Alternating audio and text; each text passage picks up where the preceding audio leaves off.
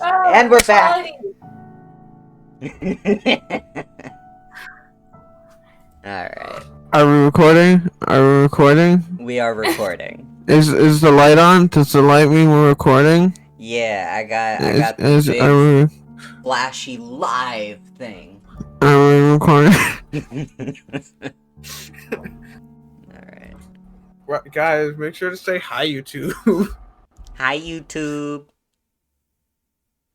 Oh, The God. loneliest girl in the world. This one hurts my heart a little bit, but it ends happy, so it's okay. Oh, the music also fucking bangs.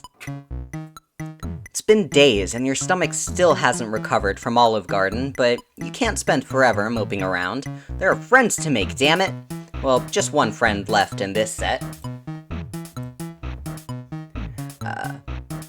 Her name is Jade Harley, and though all three of your new pals consider themselves good friends with her, they know strikingly little about her life. The most you have gleaned is that she lives on a mysterious island in the middle of the Pacific Ocean with her grandfather and some uncommon breed of dog. Their communication with her has been limited to internet messages and packages sent to a P.O. box in some podunk town called Haunt Switch. Huh? Huh. Podunk. Haunt Switch. John said he would message her to see if she could provide an address, but you don't want to wait. Throwing yourself headlong into friendship has always worked for you. Always. So you close your eyes, think islandy thoughts, and hope it works. But something strange happens as you channel your powers. A loud bark echoes somewhere in the distance, and nuclear green energy sparks in the air around you. You catch a split-second glimpse of a massive green sun. Then you hit the ground on your hands and knees. The whole event can't have taken more than a second or two. Joey Claire's hometown. I thought I recognized the name of the place. I couldn't place it. Thank you, Paige. On Switch. Angie dog. Bo. Boof. You blink and focus your vision. You're inside a room. The floor is smooth and white, and disrupting the monotony in front of you are a set of similarly white paws attached to a lusus, you mean an animal. You slowly stagger up and look him over. Yeah, the sweet bro and Hella Jeff poster, that's cute. Yeah, the Yeah. furry one that Dave made him. Yeah. And then there's another one over there, the drawn kitty mouth. Yeah. Yeah.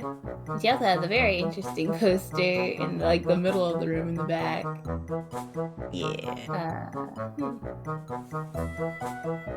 much do you want, Jade? He's a very large and fluffy dog, his snout held up high.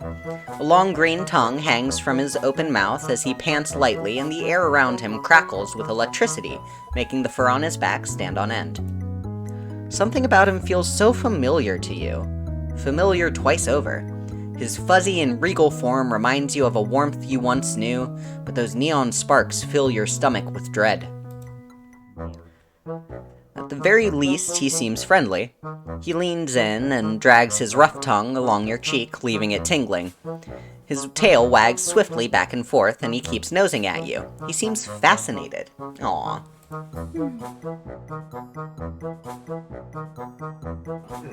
There was.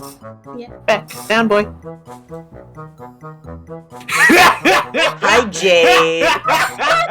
Good to see you. How you doing, girl? Oh, I love her. Yeah.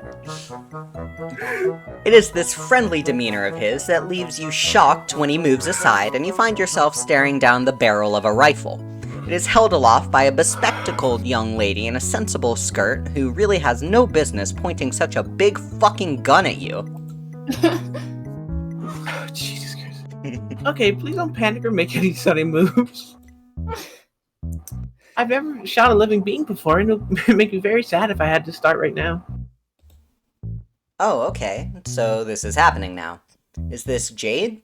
She doesn't sound like Jade, based on what John told you. She looks more like a Gigi anyway. Or maybe a Lynn? Does she? Right, the gun. Don't get sidetracked. You slowly raise your hands in surrender and try to put on your most inoffensive expression. You tell her that if she started shooting living things, you would be pretty sad too, so why doesn't she put down the gun and... No way. I don't want to shoot you, but you're clearly a dangerous and unpredictable being, and I need to make sure I stay safe. My grandpa taught me a lot about gun safety and trigger discipline in case anything bad ever happened to me. So I know that good trigger discipline means keeping your finger on the trigger at all times in case you need to blow something to bits. Yeah, man. That's good gun safety. I'm proud of you. Oh, fuck.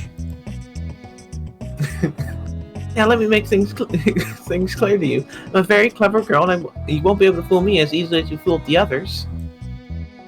It is very obvious to me what you've been doing, and I knew you would eventually show up if I waited long enough. Sure enough, John messaged me not too long ago, let me know that you wanted a visit, so I prepared myself for your arrival. You've come to interfere with our lives, and now I want to know why. We're lonely. Yeah. So you better start talking, okay? Lonely, Okay. confused, and homeless. Yeah. I just want a buddy. I'm lonely, I'm magic, and I'm new in town. Okay, you say. What does she want to talk about? You're well-versed on a variety of eclectic subjects, so you can go on about basically anything. Wrestling, postmodern art, controversial opinions on traditional jurisprudence. But you get the feeling that this is an interrogation, and you really have no idea what she's interrogating you over. That's a very likely story. I can put two and two together pretty easily, you know? We can't. You've never shown up in my dreams before, and none of these dreams are coming to pass. Not to mention, I don't even see Prospect when I go to sleep anymore. That can only mean you've derailed the forces of fate. Ooh, I love that. Yeah. One of my favorite things. Destroying canon. I love what-if scenarios. But what if I was your friend? Yeah. You destroyed John's copy of Suburb, and somehow that changed everything. Not only could John not be in the game, none of us could. None of the meteors hit like they were supposed to. It was like the universe changed its very fabric to bend to your evil whims. We're not evil. We saved your asses. Whoa, evil? That's a little harsh. You'll cop to stupid, but evil is way too much. Stupid whims. Don't play dumb with me. We just said we're stupid. Honey, the more you get to know us, the more you will know we are telling the truth. Nothing in here. Yep. Nothing. What else could motivate you to stop us from fulfilling our destiny as heroes? Heroes? John and friends are very nice, but they don't exactly strike you as heroes. That's because you don't know them like I know them. You haven't seen the shrines on Prospect, or heard stories from the Queen, or seen them in the clouds growing to brave and wonderful people. Now I'm beginning to suspect none of the things will ever come to pass. John's birthday came and passed without any fanfare, except for him supposedly befriending a strange mailman. And that day, the internet was full of people complaining that their beta copies of Suburb weren't working, and there was a huge scandal with the company. A little while later, I found out the mailman was talking with Rose and had magical powers. I know a thing or two about magical powers, or at least powers which seem to be magical, to those who haven't studied their logical sources. Well, yours are totally different from anything I've seen. Yeah, we touched a magic thing. Yeah. We touched the fourth wall and it touched us back. We touched something shiny. Now we're here. That can explain a lot of things. Yeah. At first I thought you might be an advanced Durst agent coming to sabotage us. But you definitely aren't from Durst. Are you perhaps Prospedian double agent? But you're saying a lot of words at us. Yeah. Do you not see how fucking stupid we are?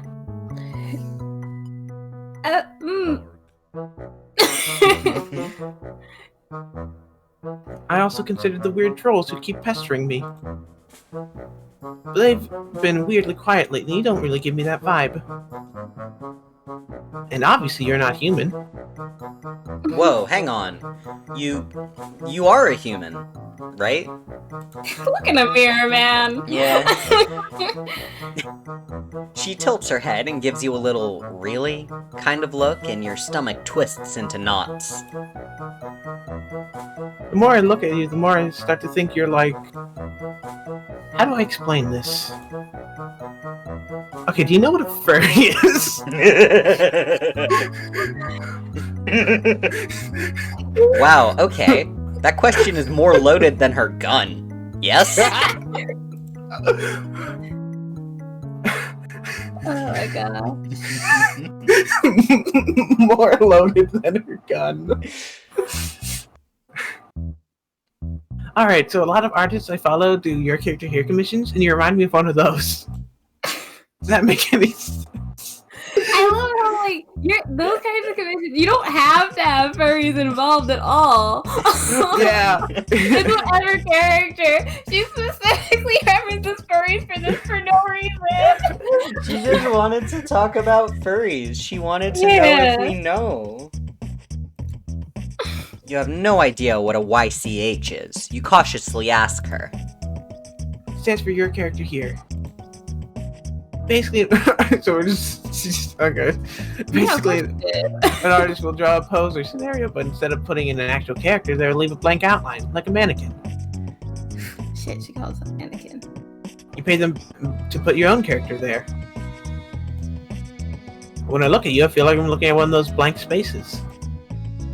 My intuition doesn't tell me anything about you, and you've never showed up in my dreams. You're like my best friend Beck over here. Complete wild card, something I can't figure out. Which brings me back to my point. The fuck are you? Yeah.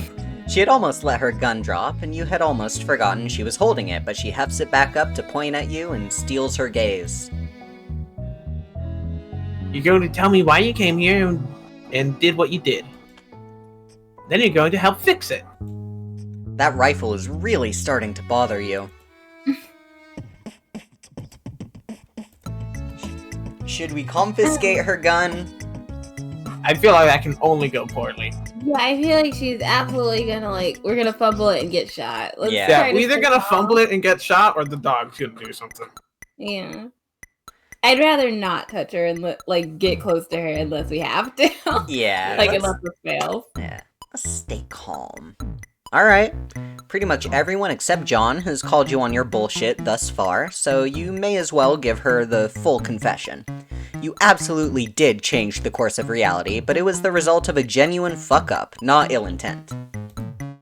It's kind of a long story, but you relate it as best as you can. Your strange lack of memory and encounter with a bizarre and magical artifact, the way you blundered into John's life and destroyed his mail as a result of your highly relatable social anxiety.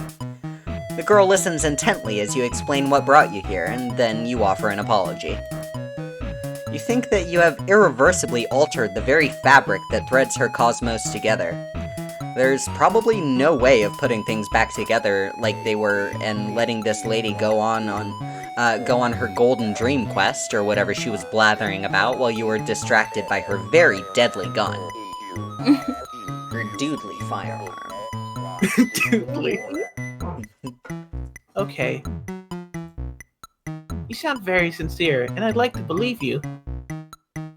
So I'll take you at your word for now. Whatever shenanigans you involved yourself in, I trust that you did not intend to cause any problems. Then she shoots us anyway. Yeah. Let's put all this ugly business behind us. The girl holsters her rifle and you breathe a long sigh of relief. Sorry about that. I promise I only had the best of intentions. It's cool, you tell her. You get the distinct feeling you've dealt with much worse. Yeah, I'd imagine a space hopper like you has been to all sorts of cool and dangerous places. I'm kind of jealous, really. Anyway, we never properly introduced ourselves. My name's Jade, and my dog's name is Barkel. What's yours? Huh. You know, you think this is the first time you have ever been asked for your name? Ever? You almost forgot you had one. You tell Jade your name. Huh. That's a very unique sounding name. I like it. But also at the same time, doesn't sound like you said any name at all. Yeah. It sounds like you both said every name and said no name. You tell Jade that you like her name too, and she beams at you. It's almost like you're named like the concept of infinity somehow. Thank you. I'm so glad my grandpa gave me this name. It's so pretty and fairly unique and very likable. Anyway, why don't I show you around? I give you a tour of the house and we get to know each other a little better. Oh, that sounds You were great. just threatening us with a gun like 5 minutes ago. Yeah, like 30 seconds ago. Oh, that sounds great. You're an expert on taking tours of other people's houses, which makes sense since you don't exactly have your own house. Jade stares sadly at you. I'm very sorry to hear that. No, it's cool. You have magic now, so the trade-off is probably pretty fair. Right, well, this is of course my room. As you can see, I have tons of pretty posters. This is my favorite. It was a gift from Dave, and I love it to pieces, even though it's honestly pretty dumb looking. That's the point. She gestures to a poster of Dave's webcomic guides with animal attributes scribbled onto them. Most of the other posters also feature anthropomorphic fauna, drawn with significantly more finesse. It all gives you a very furry vibe. But not in a bad way, you clarify. Her lips twitch in irritation, and it occurs to you that people are probably constantly either clowning on her for liking furry stuff or reassuring her that they aren't about to clown on her for liking furry stuff. Well, I don't actually dress up in suits or any of that nonsense. But I really love animals, and I think it's fun to imagine what it'd be like to be one. Which is why I own so many animal toys, like the Manthro Chaps, who are very silly but dignified fellows who are part animal and part Victorian era gentle sir. Jade gestures to a pile in the corner, heaped high with plushies and dolls of all sorts. Many of them look like man/animal abominations with curly mustaches, and others feature bright and puffy squid-like creatures. Oh, and these are my squiddles. They're based off a cartoon show. Rose says it's a bad show, but I don't believe her. Jade fishes through the toy pile and retrieves a dark bluish-black toy. This one's Inkabelle. She's my favorite.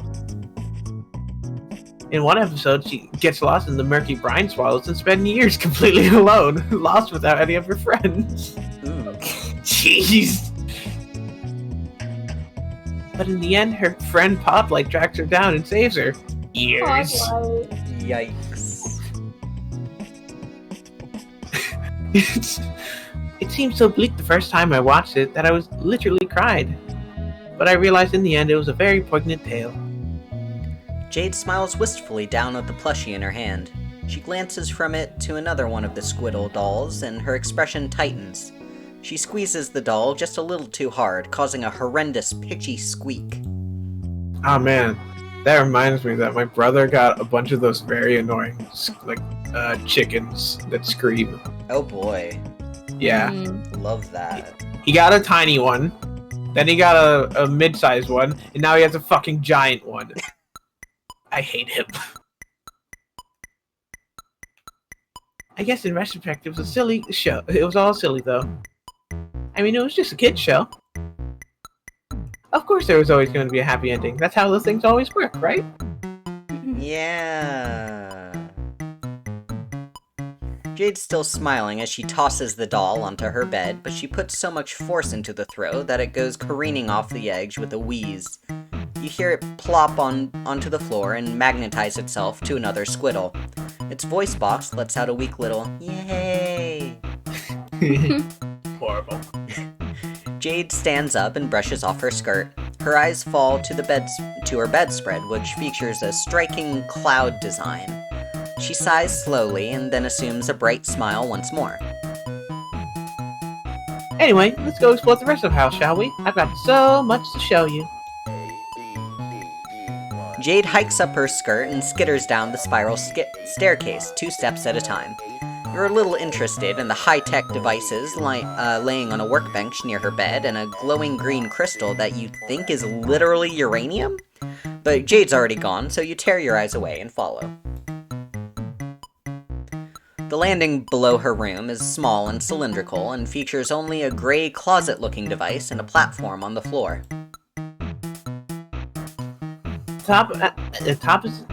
My room is at the top of the tower, but this is a transportalizer that'll take us to the garden quick and easy. She hops on and disappears in a flash of green light. You're a little nonplussed, but you've seen weirder. You step onto the platform and hear a light click beneath your feet, and in an instant you're standing in a lush green atrium. There are exotic plants as far as the eye can see, ranging from psychedelic floral arrangements to tropical fronds to fruits and vegetables. Tall windows blanket the walls and allow sunlight to stream in, and said windows are coated in a steamy mist. You feel like you've just got clotheslined by a rainforest. It's beautiful, right? Jade opens her arms and spins around, gesturing to her various gardening stations. You nod. It really is. Gardening is another one of my favorite hobbies. It's a great way to get your hands dirty and do some real work. And the end result is really vibrant and beautiful. Jade waves her rough and calloused hands at you, and then strokes her fingers along the pinkish petal of an anemone. And hums a little tune toward it. One of its leaves seems to curl toward her touch. When Jade pulls away, she skips toward one of the windows and motions for you to follow her. It's a beautiful island vista that awaits your gaze. To your left is a towering mountain that might just be a volcano, and ahead of you is a small bay filled with giant lily pads and an old mossy temple. Beyond the horizon, the sea stretches out to a shimmering horizon. Past that boundary line, an entire world awaits, ever out of reach. This is my home. This entire island belongs to just me, Beck, and my grandpa. It's a very beautiful place. The greenery is so lovely, and the bay is very fun to take a dip in. There's been some mysterious ruins down there, too. I've always been very curious about them, but Beck won't let me visit them. I guess he thinks they're too dangerous. My grandpa's been in there plenty of times before, though. Could her grandfather give her a supervised tour? Oh, Grandpa doesn't really move much anymore. He spends all his time having tea parties in the foyer. He's quite old then. You could say that. Sure could. Always saying things. Jade people do. Jade wanders away from that window and toward another one, whose view is exclusively centered on the rolling blue. She presses a hand against the misty pane and sighs. Misty pane. You know, Dave talks a lot about coming to visit me here. I mean, all my friends do, but Dave especially. In his usual Davey way, of course, which means making a lot of jokes and not sounding very serious about it. Yeah, I'm itching to put down my safari hat and come freezing down Doom Death Archipelago to get my ass murdered by the Infinidog Elder Retriever. Stuff like that. Well, Jade, what a good Dave impression. Yeah. It's spot on, honestly. She knows him well. I know he really means it, though. He wants to see me, just like I want to see him. But it's just wishful thinking. He doesn't know where this island is. Even I don't know where it is. All deliveries here go through some company P.O. box my grandpa set up before he died, and it's not marked on any maps. I guess this is because this is a special island with all kinds of important secrets on it, I guess? Or it was special. I was special. Then someone fucked it up! Not anymore! Now I'm just a regular girl stuck alone on this dumb island for the rest of my stupid life. Jade. Whoa, you asked Jade if she's feeling alright. Yes! I'm totally fine. Just peachy, thanks for asking! Oh, Jade, honey. Jade, talk about your feelings. It's okay. You only stole my purpose! But, honey... Come on, let's keep up with the tour. There's no time for dilly-dallying. My grandpa's collection rooms are up next. First one is full of his big game hunting trophies. I never shoot an innocent animal, and I think the trophies are pretty hideous. But I do have to admire his great work stuffing them, and I guess it's really hard to properly stuff and mount something. Trust me. He has some cooler stuff on the lower floors, like all these badass knight statues. And all these faced blue portraits of pretty ladies. Faded. Okay, I'm going to be honest, both my grandpa collections stinks. But I think it's important. But I think what is important is what it all represents to him. He's been on all sorts of incredible, amazing adventures, and he has this huge array of interesting things to show for it. I can't speak anymore. You tell Jade that her grandfather sounds like a hell of a guy. He sure is. Is. Back when I was little, he used to go on trips all over the world and come back with so many interesting stories and new souvenirs. I was so awed and a little jealous too. Sometimes we'd be gone for days or even weeks at that time. It would just be me and Beck holding down the fort. I always looked so happy when he came back, and I listened to his tales without making a single peep.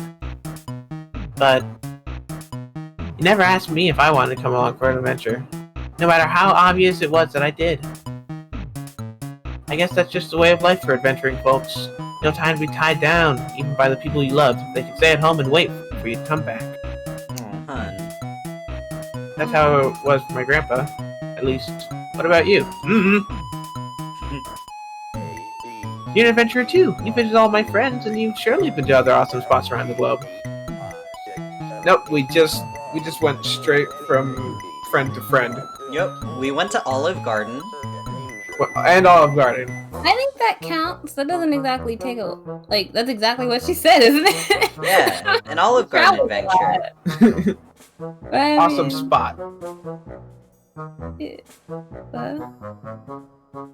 She said spots. What? We've only been to Those aren't spots? we've only been to one awesome spot and then other friends' houses. I consider my friend's house as spots. Whatever. They are locations I'm at. Are you sure? I think so. Are you sure they're like I'm not- extant locations? They might be considered extant locations, yes. So I bet you've left someone waiting for you too, haven't you? Frost floods your veins and nestles into your heart with a burning chill, for reasons that you don't quite understand. Jade tilts her head and bores into you with wide, curious eyes. One of her hands is balled up into a fist, and both of them are trembling as she watches you. Geez, you're gonna have to coach another kid through parental issues, aren't you? You swallow down your sudden anxiety, force a smile, and remind Jade that you're suffering amnesia. Oh, right. Well, I guess it's just this feeling, you know? I have great intuition, you know? When she smiles, the corner of her mouth twitches. It's now or never. Would she like to talk? I said I'm fine. There's nothing to talk about. Unless you want to talk about, some of these flowers. And isn't this one such a lovely yellow? Surely there's nothing wrong with a good old feelings jam, right? Jade's an expressive, empathetic girl. Feelings jams should be her thing. You think that, but she's still steadfastly ignoring you. There's something about her sprite specifically that feels like someone who likes Danganronpa drew them. Oh man. They have that flavor. Hold on, I want to check the credits. Yeah, I'll search their Twitter and see if they like Danganronpa. Anonymous.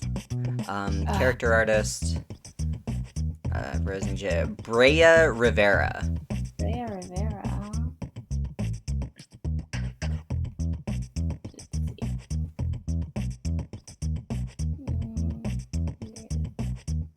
Okay, I'm gonna have to search on Google for her Twitter. For their Twitter. Hey, how about this orange with a goofy face on it? Why don't we boggle at it for a while? Boggle! Jade, something's wrong. You need to talk this out. That's what you do. You're a talker. So why don't you two... Oh my god, just shut up. Please shut your stupid fucking mouth. Oh my... Jade! She said the fuck word. You said the fuck awkward. Jade is tired of being nice. She's gonna go apeshit. You fucking ruined the entirety of my reality, you asshole. You literally uprooted everything I've ever known. Ugh. Of course something is wrong, that something is you!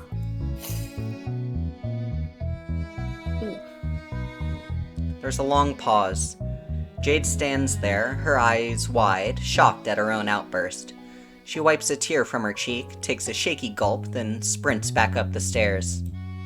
Oof, that didn't work. You stand there for a while, feeling like a tender, AAA grade jackass steak with baked douchebag potatoes on the side. Then you sigh and steel yourself, and make the trek back up to her room. Jade is nowhere to be seen. Peck is pawing clumsily at a large, suspiciously jade-shaped lump beneath the covers of her bed. You clear your throat and ask her softly if she wants to talk. It's cool, you say. You listen to teen drama all the time, and this is some particularly choice drama. Not that you like the drama, you clarify. You just kind of exist in the periphery of it constantly. You are a drama magnet. There's a long pause, and you're about to turn and leave when she pulls the covers off and turns to you. Her eyes are all puffy and red. Hey, Hey. I'm sorry I yelled at you. It's not really your fault. I mean, it kind of is, but you didn't know you were messing anything up. It's not fair for me to be pissed at you. It's just, none of this is fair at all! Yeah, that sounds like life, alright. You sit down on the bed and tell her to vent about it. It's okay, you can take it. Okay. Have you ever spent your whole life waiting for something to happen, and then it didn't? Well, your memory is pretty fuzzy right now, so you can't say you have. But you think you understand a similar sense of yearning. Good God, have you yearned? Found it. I knew it was familiar. About Jade's sprites. Okay, firstly, the artist name has changed. It's now Andy Rivera, so that took a bit of digging. But they're also known as Strovie, and they've done I follow their other accounts. They have another Twitter that's locked Strovie stuff. But they do like Danganronpa for one, and they draw a lot of Miku fan art that I like. Nice. And it's one of their Sonic pieces, so they draw a lot of that too. Ah, Sonic the Hedgehog?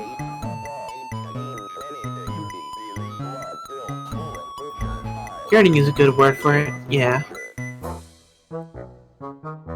Let me try and explain. When I went to sleep, I would see this beautiful golden kingdom called Prospit, and hang out with the people there. I'd wake up with these fuzzy, half-remembered feelings of happiness and visions of the future swirling around in my head. It was nice. It was a good life. But there was this very lonely feeling that I couldn't make go away no matter what I did. I would always tell myself, soon, Jade, soon it will all change. You will get to travel to Prospect in your waking hours and meet your friends in person. You will finally begin to live, like really live. I've waited days, months, years for the day to finally arrive, and then it never came. I was so sure it would come true on John's birthday. All my dreams told me so. All the signs were there, but it just didn't happen. Now I don't know what to do with myself. I was able to ignore the lonely feeling because I knew that day it would disappear. One day it would disappear.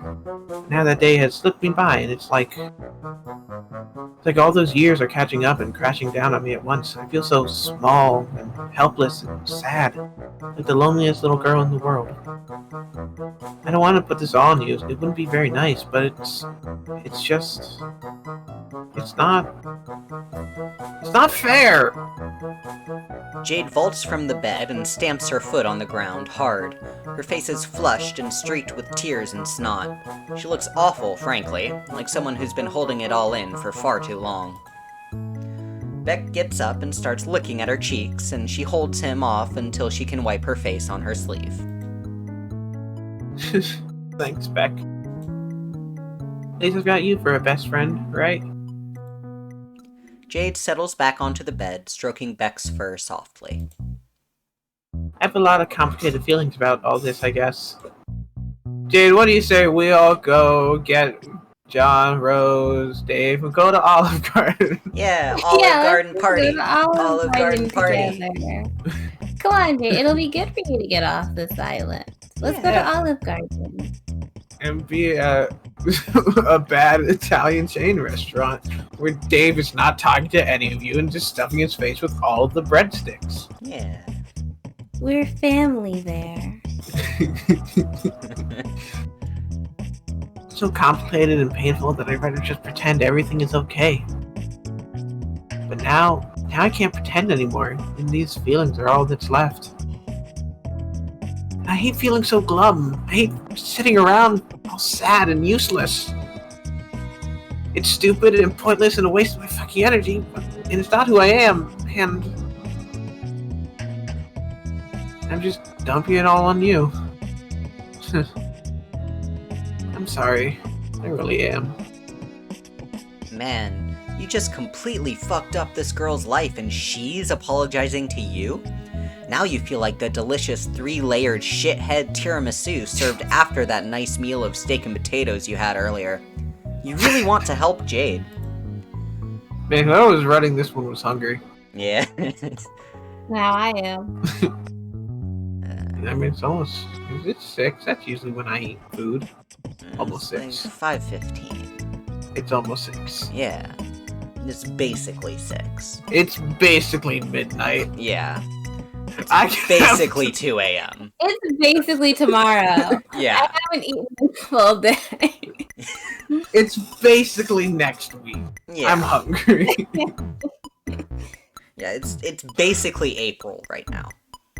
Jesus. Yeah. And It while basically is. it basically is.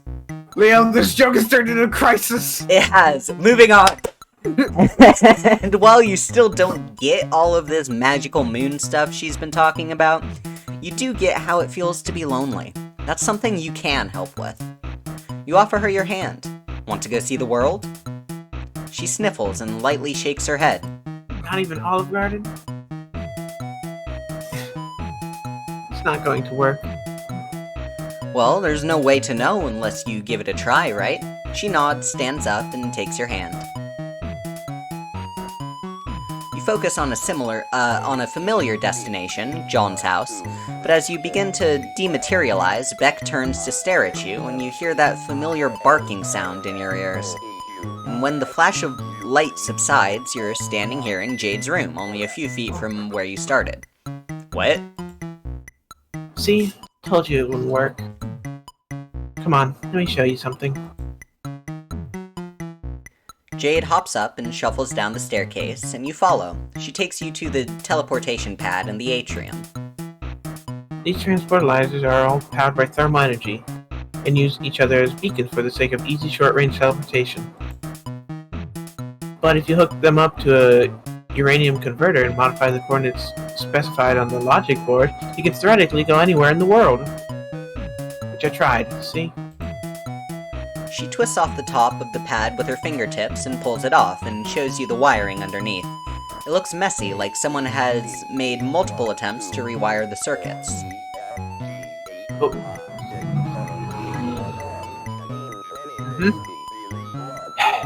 But when I used it, it only led to the exact same thing that happened just now. Beck used his powers to prevent me from leaving this island.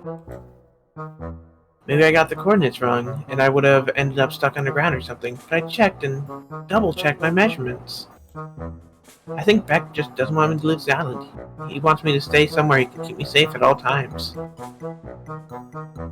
Perhaps he heard his name from above, or perhaps he just has a sixth sense about it, because Beck wanders down the staircase and over to Jade. She gives him a soft stroke behind the ear. I love him very much, but as long as he's around, I'm stuck here. Because of the changes you made, that's how it'll always be. I'm just going to have to get used to it, I guess. But Jade, what if we bring friends to you? Yeah. Jade deflates against one of her gardening tables and offers you a wan smile. For For a split second, you could swear you see droopy dog ears and a tail tucked between her legs. Depression to this degree simply is not conducive to friendship, and even if it was, you would still feel pretty shitty about it. You should do something to cheer her up.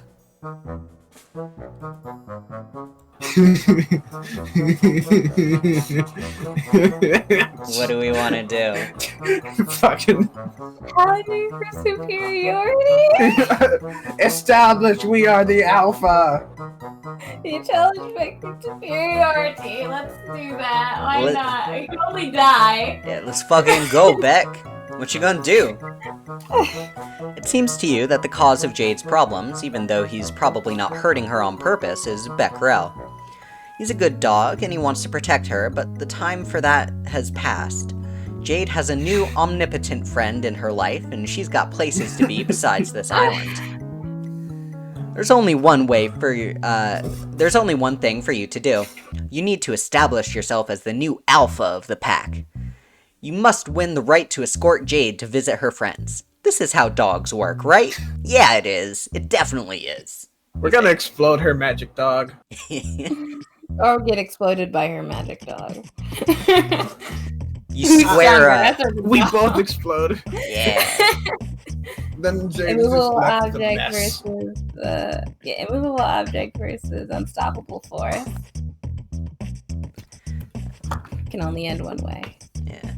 You square up, bend your knees, and tense your palms. What are you doing? Shh. Don't worry about it. Concentrating. Yeah. Don't worry about it, you tell Jade. You're practically an expert in Lucis wrangling techniques by now. In what techniques, she shouts behind you, but you're already charging. Charged at her dog. Beck doesn't see it coming at all, perhaps because it's such a spectacularly stupid thing to do. You go tumbling to the ground with him and manage to pin him. You know exactly what to do now. There's only one possible course of action, and it has been inculcated with such mimetic gravity that you are entirely certain it will work as intended. Punch dog. Bonk. You punch Beck in the snout to establish superiority and immediately realize it's not working as intended. He snarls and flares up neon green, energy crackling around his body. You wince as heat washes over you as if you just opened an oven door and your arm hairs stand stiff in electric terror. What were you thinking? This is a fight you can't win. Beck lunges at you and sinks his fangs into you. You yelp, pain splitting your sight, radioactive fire roaring up your arm. You yank yourself away and instinctively try to teleport, but as you disappear, Beck's teeth catch your shoulder and hold on tight. The two of you go hurtling through the nothingness, and you're pretty sure you've left blood spatters on some meta-narrative construct, like a website scroll bar or the Ren'Py debug screen or some shit.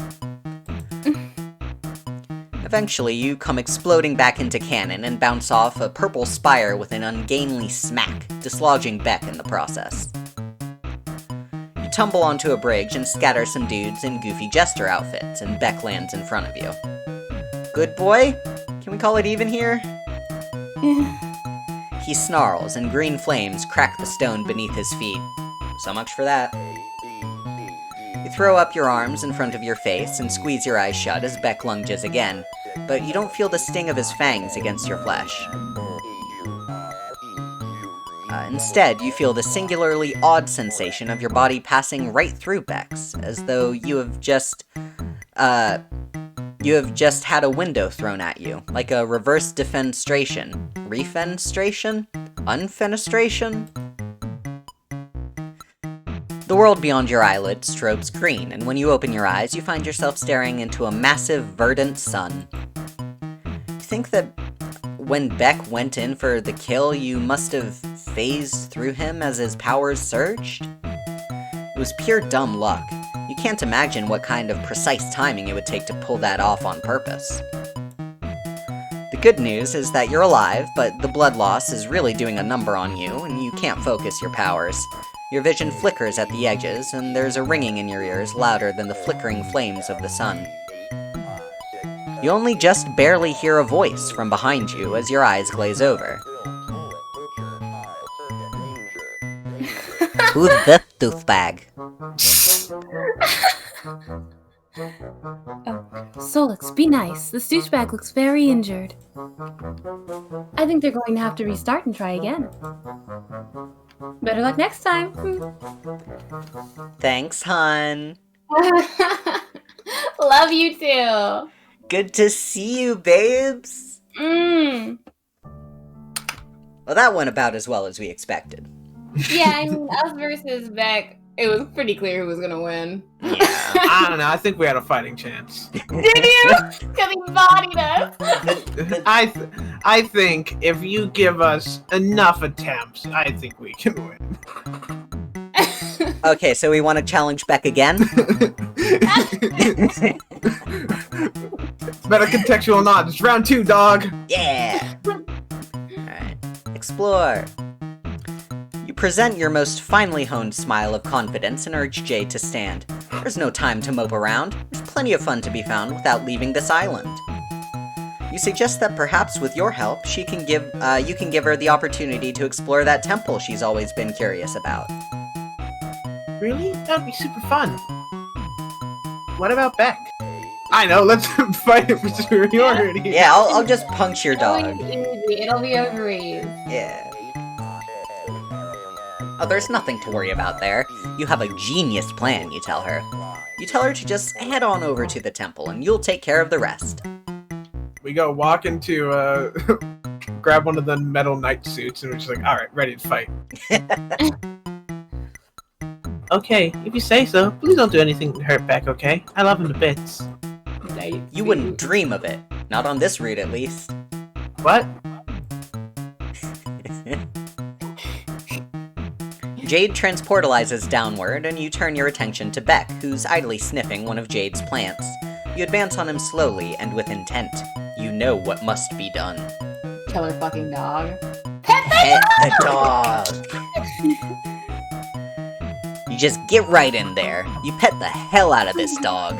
You employ all your strongest pamper techs, like the quick scritch up, the mane massage, and the rare Coddle Brand X. Doge Smite. Somewhere in the distance, a bluebird observes your masterful display and chirps happily. But suddenly, Beck's head snaps up and he points his snout in the direction of the temple. Whoa, whoa, whoa there, buddy. Now's no time to be thinking about Jade. Now is Belly Scritch's time. You start rubbing Beck's stomach and he flops onto his back with his tail wagging and his feet curled up. Who's your good boy? Who'd win? Really strong magic dog or belly scritches? Beck looks up at you, and you see the cosmos reflected in his deep, piercing eyes, and you understand. He's a good boy, and he knows it. After a while longer spent threading your fingers through his silky fur, Beck curls up beside you and yawns, starting to nod off. You kiss him on the forehead and then take the opportunity to slowly stand up and exit the room, letting the sleeping dog lie.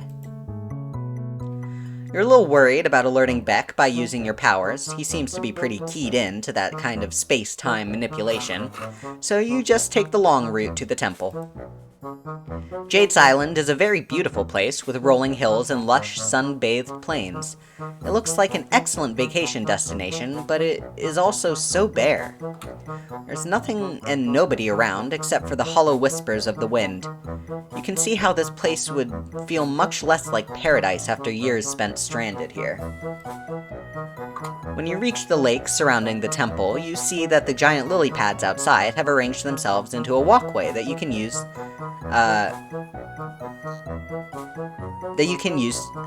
to reach it. How strange and convenient. I hope our reading comprehension has gone down the stream. Oh yeah. No, that was just wrong. Yeah, there was typo there, so I was just trying Yeah. I'm just a little smooth brain. You channel your inner frog and hop across. Hey! Up here! Jade calls down to you. She's at the temple entrance, far above your head, waving down at you. Grooves carved into the wall form a ladder that you can use to climb up, and soon you're standing beside her at the entrance of the temple. A huge, imposing archway marks the ingress between this sunny island and the dark interior of the ruin. From within, you can see a faint yellow-green glow that seems to come from the ruins carved into the walls. Spooky.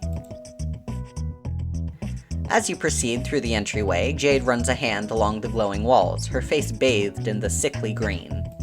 God, for a second I thought that said sticky green. Sticky. Sticky light. At the end of the hallway is a large, round platform decorated with cloudy designs and a glowing orb at the center.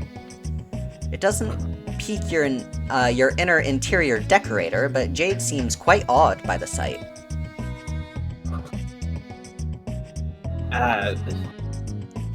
Skya. Yeah. This is Skya. I knew this temple had to be connected to that world in some way. Jade rushes onto the platform and it begins to descend. You quickly follow her before you're left behind as the elevator takes you down to an expansive and dark room below. Much like the rest of the temple, the space seems very sparse, and it is illuminated by the faint glow of the runes on the walls. A large purple lotus flower rests atop a pedestal in front of the elevator, petals wilted.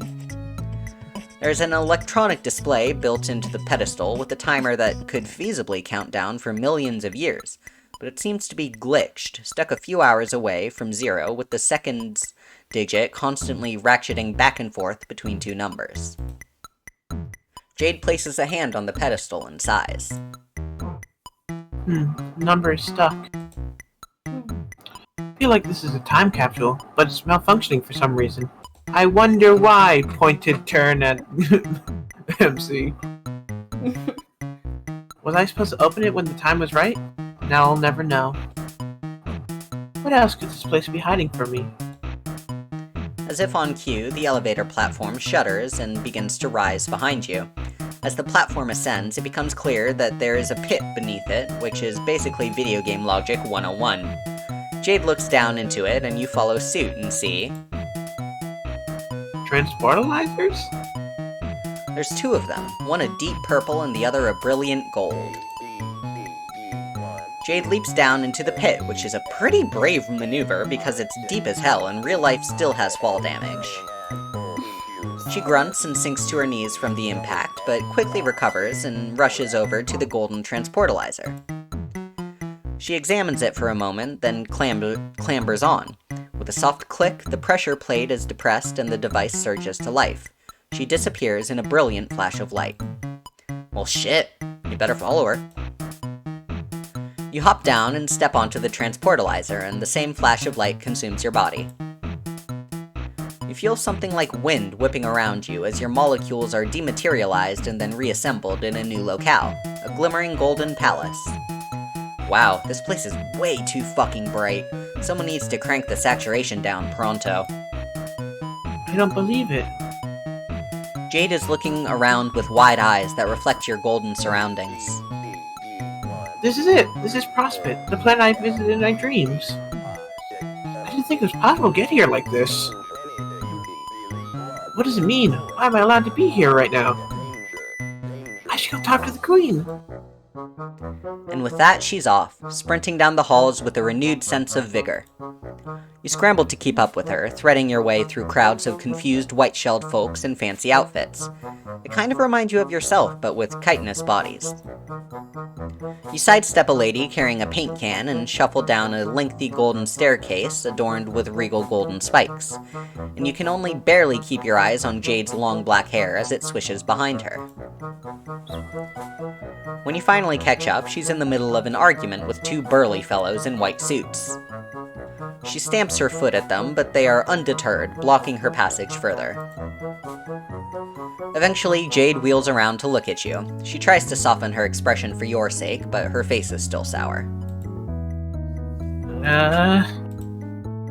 The guards won't let me see the Queen. Apparently she's really busy with something. Told me I'm not supposed to be here and that I had to leave right away. It's totally bull. I'm a princess. I swear some of these idiots can't even recognize me without the pretty golden dress. I guess I'm not getting any answers here either. Let's just get out of here. And she's off again, this time striding forward, with her fists curled and her jaw set. You glance back at the guards, whose furrowed brows strike you more as worry than ire, and then follow Jade back. You're almost to the exit when you see it, a dark figure silhouetted against Skaya's brilliant blue. They are humanoid in shape, with 2 leathery wings outstretched and inky black tendrils trailing behind. Crimson force crackles in their wake, and they swoop over the city like a bird of prey. Something about them gives you a major case of the heebie-jeebies. You do a nervous little half-jog back to the transportalizer and get the hell out of Dodge. The temple feels oppressively dark compared to the blinding bright of Prospit. You spend a while blinking as your eyes readjust. The transportalizer that you just used flares up red and then cracks. That's probably not a good sign, is it? You do what you do best, ignore it, and climb out of the pit. Jade is standing beside the Lotus contraption, running her hand along one of the pedals with her face set. What does it all mean? Was this here all along? Has my grandpa been to CrossFit before? If I can go there, then it must still exist. The game must still exist, but how? None of it makes any sense. Yeah, that's kind of what we do. I need to think about this. You follow Jade slowly back to her house as she mumbles to herself, brows furrowed. You can barely catch what she's saying, but she's clearly thinking hard. The clouds have never been this wrong before. Is it too early? Was this meant to happen? No. Nope. We're here. Yeah. Once you reach the atrium, Jade lets out a sharp breath and nods her head, resolute. She turns to you. Alright, I think I understand. Please explain. I know what's going on now.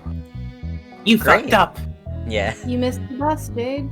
Due to us holding the bus back. But you missed the bus. Great. You offer her your most winning smile. What's the sitch? Uno momento. Huggy. Take a sip of my drink. Should I read his place or should we just wait for him for a sec? I think we can No. just wait. Well, the truth is, I was always being very immature about the idea of being a hero and having a destiny. Life isn't like kids' cartoons, after all. Do you see where you live? Yeah. It might be that way for you. Heroism isn't all about rainbows and sunshines, and it's childish to think everyone gets a happy ending. That kind of storybook stuff doesn't exist. To be a real hero, you have to prepare to suffer horribly.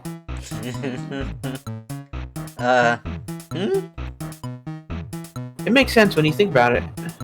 If everything came easy, there wouldn't be actually anything heroic about it. Why else would my grandpa kept me on this island? Why else would Beck want to keep me here, even now that everything changed? It's because it's my destiny. I had to prove myself that I'm willing to suffer and willing to sacrifice. That must be it. This can't all have been for nothing, right? It's not the way the world works. Everything has a purpose, even if it's not clear at first. Seeing Prosper in the flesh reminded me of that. My purpose is to do what I've always done, what my grandpa and Beck helped me prepare for. I know I'll be really lonely. But in the end, it means everything will continue to play out the way it was meant to. It's a very noble job, and I'm the one to do it. You're at a loss for words. This really doesn't feel like the right takeaway from all this, but you don't know jack about Spurb or Destiny or any of that nonsense, so who are you to say otherwise? So, thank you for helping me visit Prospit. I wouldn't have figured this all out if not for you, and I'm sure meeting me is one step along the way towards your mysterious fate as well. I'll be rooting for you. Jade erupts into a broad, beaming smile. It might be the first completely genuine smile you've seen from her this entire time, but that doesn't make you feel any better about it. In fact, it's more of a knife twisting in your gut, and when she throws her arms around you and hugs you tight, the knife pushes deeper to the bone. Well, you probably have more important stuff to do than keep hanging out with me. Nah, probably not. I'll get back to it. We don't have any plans. We're home. Jade turns around and heads for the staircase, leaving you to stare at her retreating form. Is this it? Will you accept the new destiny you've written for Jade and allow her to stay trapped here on this island?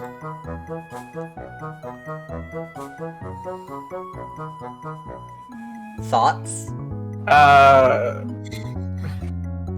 Well, if we already rewrote Fate, can't we do it again? I have a lot of pen and so much ink in this pen. But I'm illiterate. That doesn't mean you can't scribble out all the bad bits. Leo, you understand why neither of these give me good vibes, right? Oh yeah, I get it.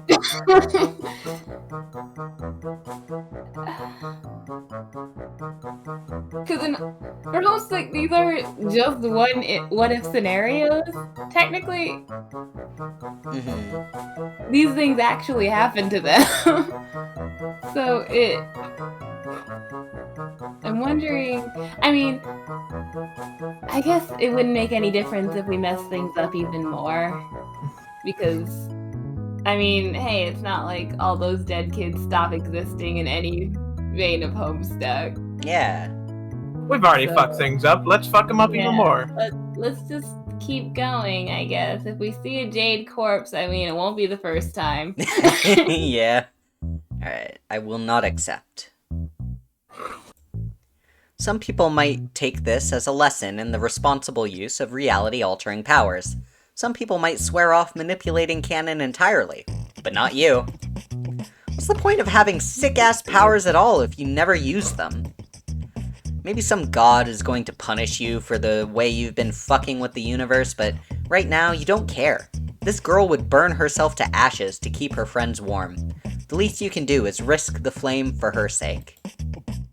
You quickly sprint up the stairs. Oh, you're not leaving. Don't you have places to be? I'll be fine here, alone. I promise. It's my duty. I'll get used to it eventually. You can't imagine she's okay with that, no matter what she says. Does she really want to stay alone for the rest of her life? Well, of course not. What I want is to explore the world and hang out with all my pals. But it's not about what I want. It's about doing what has to be done. That's what it has always been about for me. Well, that's bullshit. Huh? Maybe Jade's fate dictates she never played the game she wanted to play.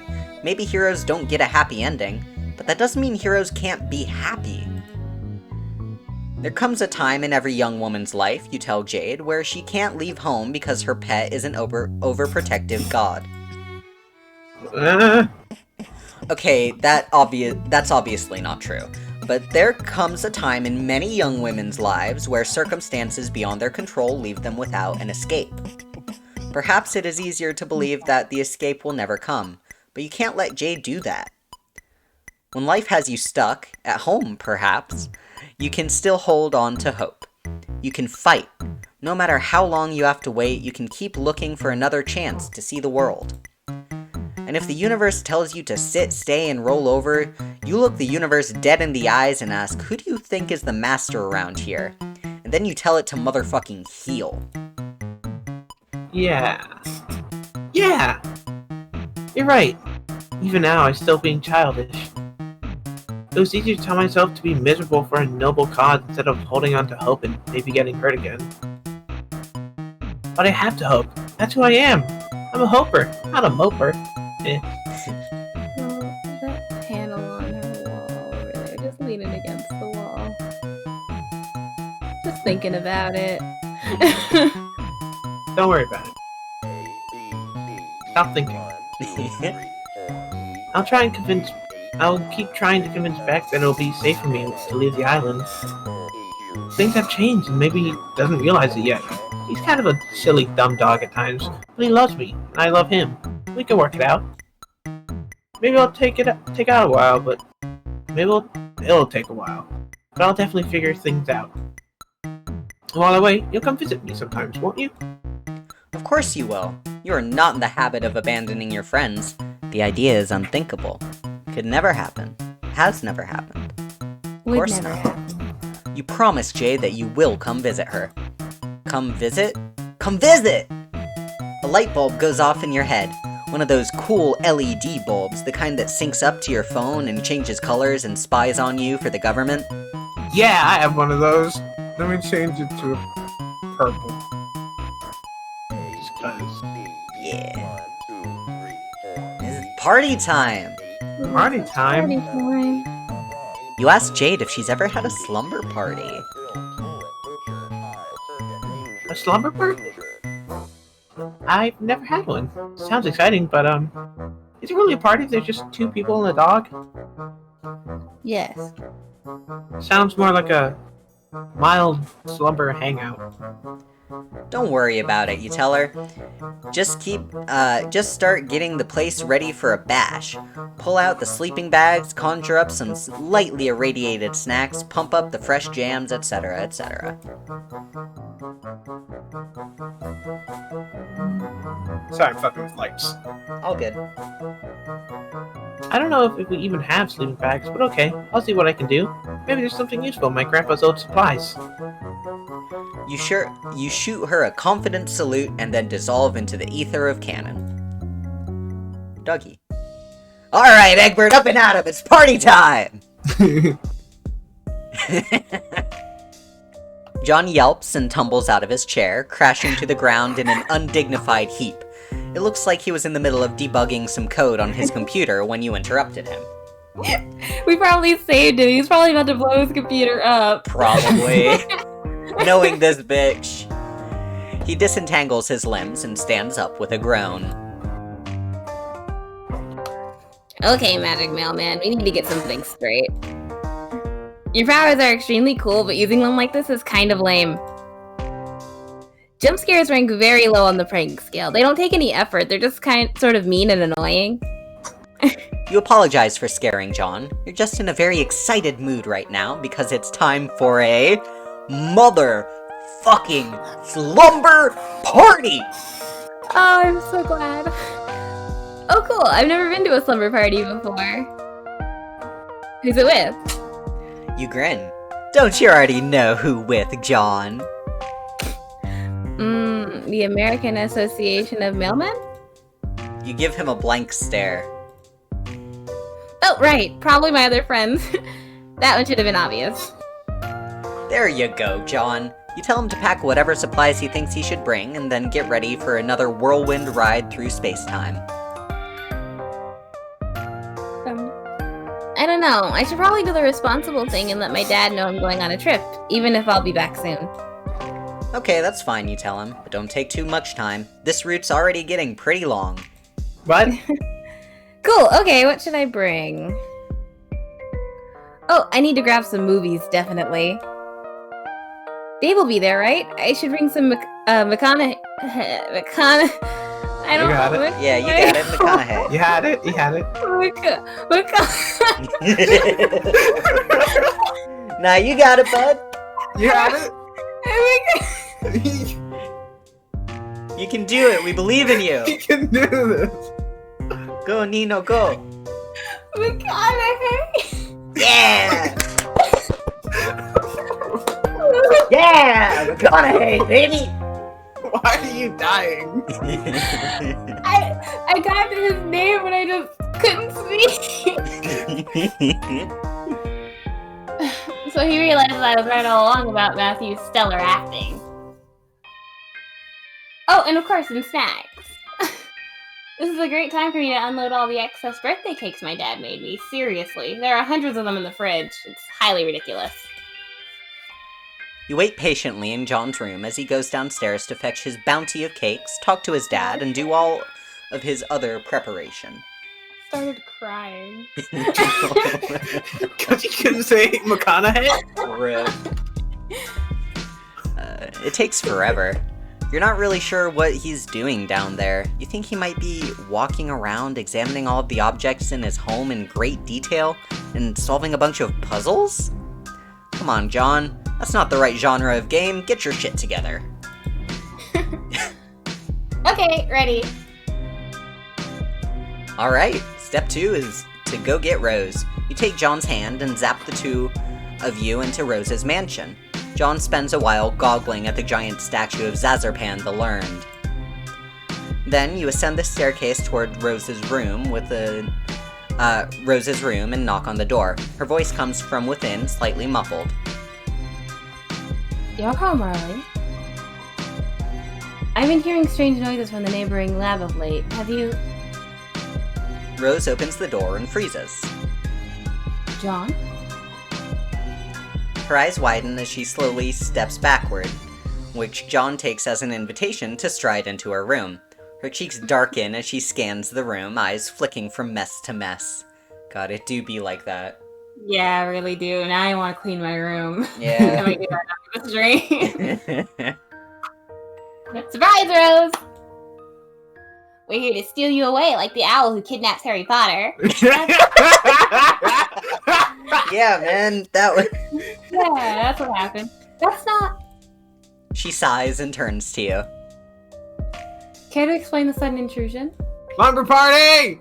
It is normally considered polite to call ahead, especially when one is possessed of reality-bending powers. I don't have a Shush, cell slumber phone. party. Oh, don't be melodramatic. There's probably nothing too embarrassing in this room.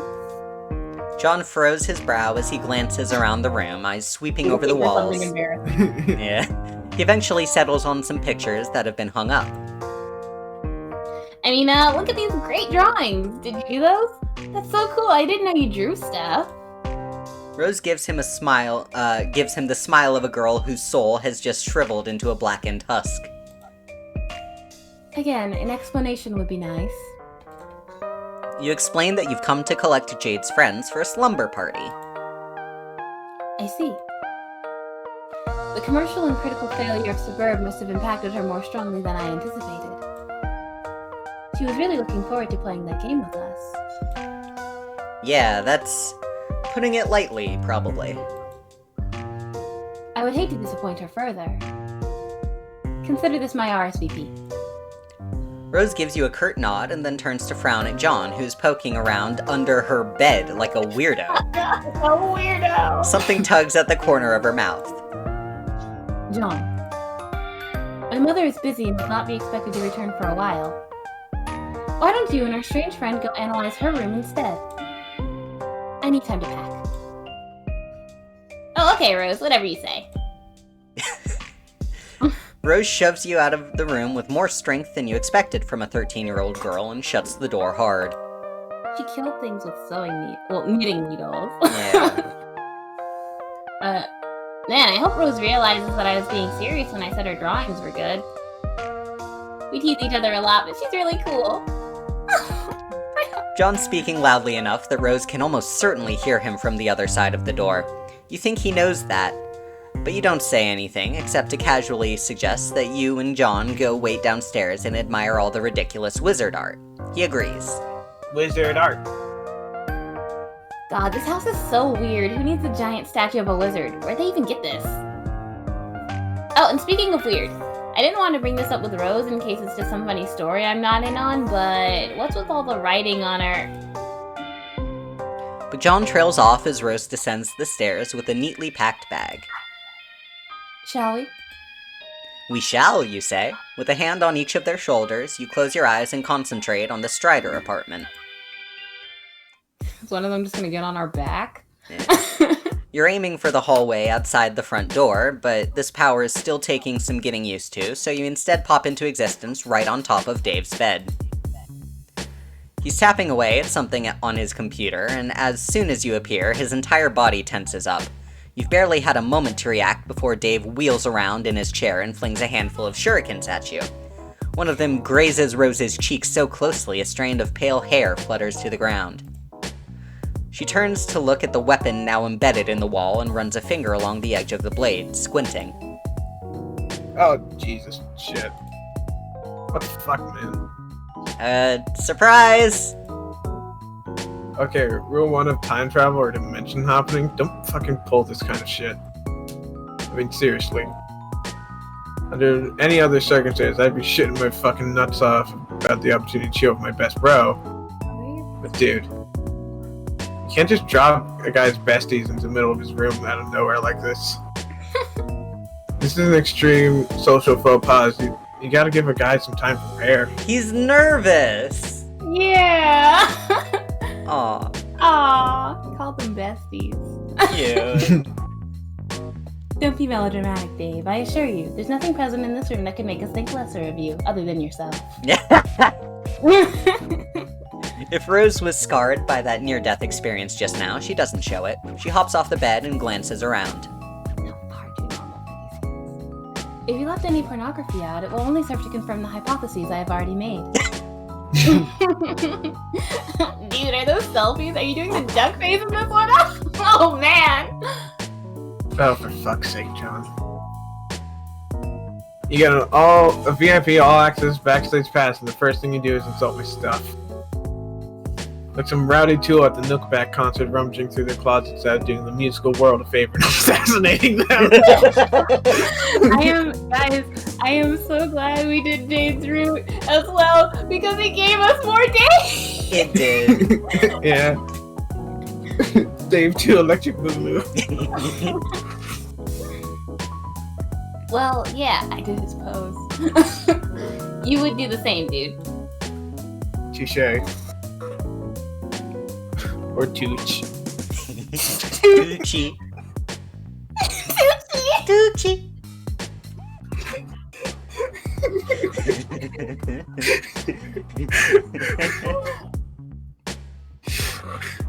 We got the giggles today, huh? We do. Yeah. I blame Dave. Yeah. Oh my god.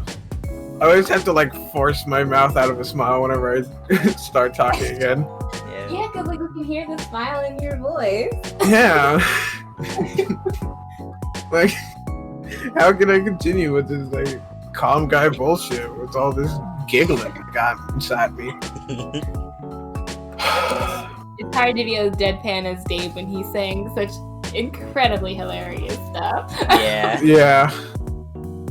God. Anyways, aside from you getting your grubby hands all over my pristine collection of cool swords, what the hell are you all doing here? We're having a slumber party. Are you in? Well, I don't know. Bro's basically always keeping tabs on me. Guy wants to be safe. Rather wants me to be only in the right kind of danger to teach me lessons about irony and being a dope-ass fucking ninja master. It's all some pretty intense supervision, is the point being made here. I was already getting some rank vibes from him after that little jaunt over to Olive Garden. Active vibes have been off ever since John's beta, if I'm gonna be honest. So I don't know how he'd feel about me gallivanting off on some magic snooze adventure with this, with Slappy, the time-traveling mailman. Seems the kind of thing he'd take issue with. Come on, he can't be that bad. What kind of guy wouldn't let his brother go hang out with his friends? I guess. Be kind of pretty shitty guy kind of guy if he did that. Wouldn't he? Yeah. Wouldn't he? Wouldn't he? Wouldn't he, Dave? Yeah, Wouldn't he? Why don't you have thoughts? Yeah, wouldn't he be kind of trash? Yeah. Wouldn't he be Did kind that? of a dick? Wouldn't he be kind of an unfeeling and bad parental figure for you? Yeah. Wouldn't he? Wouldn't he be douche? It almost sounds like the kind of thing that a guy who leaves his porn puppets all over the house would do, or someone who maybe doesn't always remember to pay the water bill, Or, maybe like, have someone who food in the doesn't stock house. the fridge. Yeah. Maybe. Maybe? I don't know. Dave stares off into the middle distance for a while. Rose observes him intently. Look, Dave, I don't think it would feel right if we all had a big party and you weren't there. Jade would really miss you. As would we. Yeah. Dave glances furtively around the room as if he's expecting a camera to blink at him from up in one of the corners. Alright, I'm in. Let me just grab some subs. That's supply. That's short. Supplies for short. Hey, mailman, what's Jade's hell dog like? Do I need to bring one of these cool ass swords? Cool. These swords are like $5 Chinatown swords, aren't they? What? No. Okay, listen. While Dave grabs his stuff and John heckles him affectionately, Rose's attention has been drawn back to the shuriken Dave threw at her. You stroll over and ask her what's up. She responds with her own question. Have you been introduced to Dave's brother? Not yet, not in a canon route. You've heard a lot about him, though. For the sake of diplomacy, you only briefly touch on the opinion you've formed. He certainly seems like a fascinating man. The kind of individual whose brain I would love to pick apart to find out just what twisted mechanisms fire off within its chambers. So that's what she's thinking about. Dave's bro? Rose chews on her bottom lip. Not exactly, but an adjacent topic. I'm mulling over the ethical quandaries presented by the existence of powers esoteric. What? Huh? It's nothing to concern yourself with yet. We have a party to attend, apparently. Right! Dave is done packing up. You open both palms and suggest that everyone hold hands so you can best channel your powers. I like how this is like the first time they're all in the same room and they're acting like they've been together in person for years. Yeah. Yeah. Really? We're holding hands? God, this is so lame. Dave has never held hands before in his life.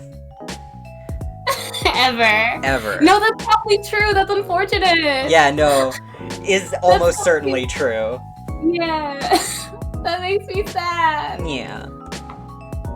But he does it, and when he clasps John and Rose's hands, he shifts around and blushes faintly in a manner that suggests he doesn't really think it's so lame. In fact, he may think it is the opposite of lame. He may think it is rad. And he'd be right. Friendship is the raddest thing of them all. You're full of warm and fuzzy friend feelings as you teleport back to Jade's atrium. Wait, no, that's just the feeling of your body dissolving and reconstituting itself halfway across canon. They are very similar feelings. You head to the base of the staircase, where you call out to Jade. Her guests have arrived, you tell her. Jade rushes down the stairs and nearly trips over her skirt. Her expression is tight and anxious, and when she sees your motley crew standing there, she freezes up. Her breath hitches in a half-sob. You really did bring them. They're here. You're all here. Jade breaks into a wide grin and sprints forward, launching herself like a missile at her friends. Love that. Fucking got him. Jade throws himself bodily out of the way, and Rose takes an alarmed step back, leaving John to bear the full brunt of her affections. She crashes into him, and the two of them go spinning around and around as Jade laughs breathily. Whoa, calm down there, Jade. It's nice to see you too. Tears are beating in her eyes as she squeezes him tight and then pecks his cheek with a soft kiss. John, I'm so happy to see you in person. In waking person and everything. I spent so much time watching you sleep. Bro. Just bro things. Oh, what? Jade swings around to look at her other two pals. Will not elaborate. Yeah. Come on, you two, get over here. We are having a 4 times hug combo right now. Oh, Dave. Rose and Dave cautiously step forward, and Jade, with John's help, yanks them both into the tight embrace. She smooches them on the cheeks, too. Rose's face lights up with a blush, and Dave nearly goes catatonic. When Jade pulls back, she's clutching John's hand and tugging so hard she might pull the damn thing off. This is so soft. So cute. Come on, everyone. Let's go upstairs. I found a bunch of military-grade sleeping bags in my grandpa's old adventuring gear and set them up in my room. We can play all night with my toys, jam out to some music, and stay up all night chatting to each other. Oh my god, you're all here? Is this really happening? Jade's next laugh verges on hysterical, and she's got tears streaked down her cheeks. Dave looks a little perturbed. Wow. Holy shit. Cool, Jade. When did you get so... like this? Kind of fucks me up seeing you cry. Aww. Not that I'm trying to make this all about me. I mean, Dave, you're doing a horrible job of comforting her. Yeah. Jade, come here. I shall hold you in my arms. Cute. Oh my goodness. Rose walks over to Jade, extends her thumb, and swipes them down Jade's teary cheeks in a stiff mechanical motion. Then she wraps her arms around Jade in an embrace that could generously be called a hug, but looks more like the precursor to an alien medical examination. You don't know what you're doing. John boggles at the display. Boggles. None of you whack jobs know how to do this. Oh my god, am I the only person who's had loving human contact before? Fucking apparently. Come here, Jade. Aw, thank you, John.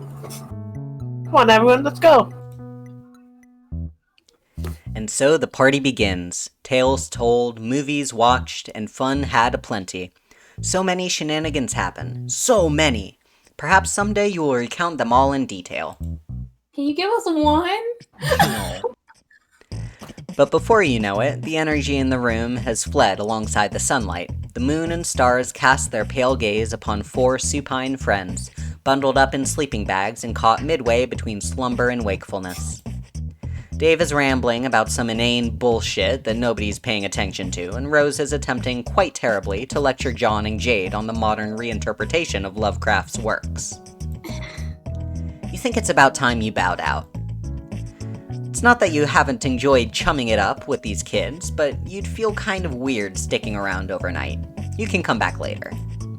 Besides, you've got places to go and sights to see. There's an entire golden moon out there full of potential friends that you knew nothing about before today. The universe beckons, and you are powerless to refuse. You give Beck a little nod like, hey, take care of these kids. Beck doesn't nod back because he's a dog, but you like to think he understands. As you quietly slip down the staircase and out of sight, you spare one last glance at the group and find a sigh escaping your lips. Everything that's happened here feels almost too good to be true. Can it last? Can this brazen wish fulfillment go unpunished? You find that hard to imagine. There's something fate touched about these kids. You can feel it in your bones.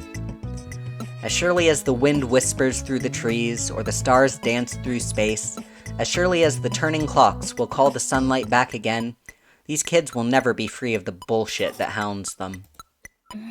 But right here, right now, they're at peace. They have shared this one perfect moment together, and perhaps in the future there will come more betwixt the chaos. And maybe that's enough. That's sweet. I hope we do come back in the morning and take them all home, though. Yeah. I hope we didn't actually go to Prospect and start trying to make friends with all of them. Oh my gosh, this is so cute. So cute. Also, this is the closest thing we've gotten to canon June. Oh, that's true. Yep. Possibly the only canon June we're ever gonna get. Yeah, Leo, could you hit F12 for me really quick? Yes. Thank you. I want you to send that to me later. Absolutely. I got you. This is so cute. It's so cute. The personas. Yeah, they have like they have all her plushies. Oh my gosh. So sweet. Good end. Very good end. I was so scared they were gonna get because it's Homestuck and they can never be happy. No, it's Pesterquest. It's fine. You and Jade Oh my hosted the world's greatest slumber party. The lack of apocalypse was your favorite part. Yeah. Yeah. Oh, shit. Oh god, do I want to read Homestuck right now? Yeah, immediately.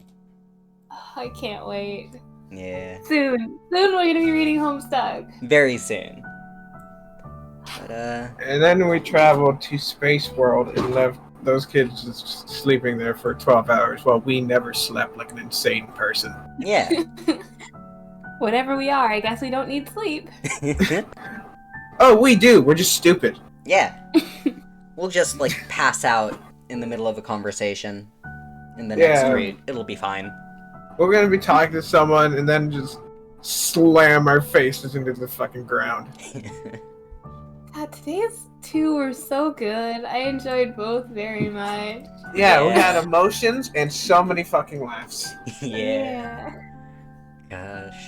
Pesterquest is really great. I enjoy it a lot. It's very it's obviously like pretty significantly fan service, happy ending, fix it. But goddamn, did they get me with it? Yeah, it's kind of Fan a love service letter. is good sometimes. True. Yeah. This is very true. In its own way, it's a little bit of a love letter, I think. Yeah. And I'm just happy it exists. Mhm. I'm happy I got to see all those moments. And we have more to come. Hopefully the trolls will be just as rewarding, and the alpha kids too. Yeah. I personally enjoyed all the routes in this game. All the character stories. I think it was great. I think some of the characters that didn't get much attention in canon got some good, at least like a little bit of character development and lore and information about them. I'm Which is glad. Yeah, next week we'll be starting on the trolls. Yeah, Yeah, I'm so excited. it's gonna be great. I almost don't want it to end, but I have to say thank you for watching this stream and the VODs when they get uploaded. You can Hi, find YouTube! Hi, YouTube! Hi, YouTube! But you can find all of our other Homestuck Monday Homestuck videos over on YouTube in our archives.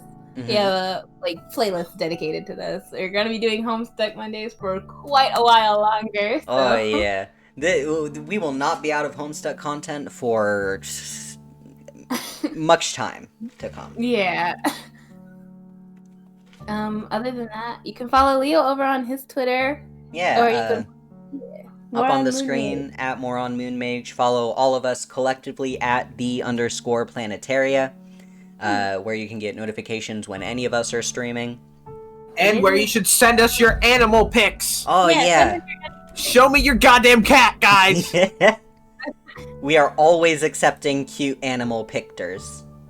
And another thing we're always doing something every day. So even if one of us isn't streaming earlier or one of us isn't streaming later, there's at least one thing going on every day. Or cute for the most part. Yeah. So there's plenty of content for you to check out. Yeah.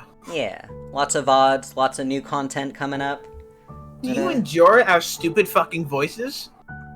Good for you. You better. Yeah. We're not going away. If you want to No enjoy matter how us much you want us to. Yeah, if you want to enjoy us. I meant support us any further. You can join our Patreon 18+. Or there's also the Redbubble. Join the Nice Butt Club. We got shirts and stuff. Yeah. All very good quality. Yeah. I was wearing my planetarium hoodie. Or not hoodie, sweatshirt today. It was comfy as always. I'm glad. I need to pick one up soon. Yeah. But with all that said, I guess thank you for watching and have a great rest of your day. That's about it. Safe space travels, everybody. Nice space travels. See ya. Bye.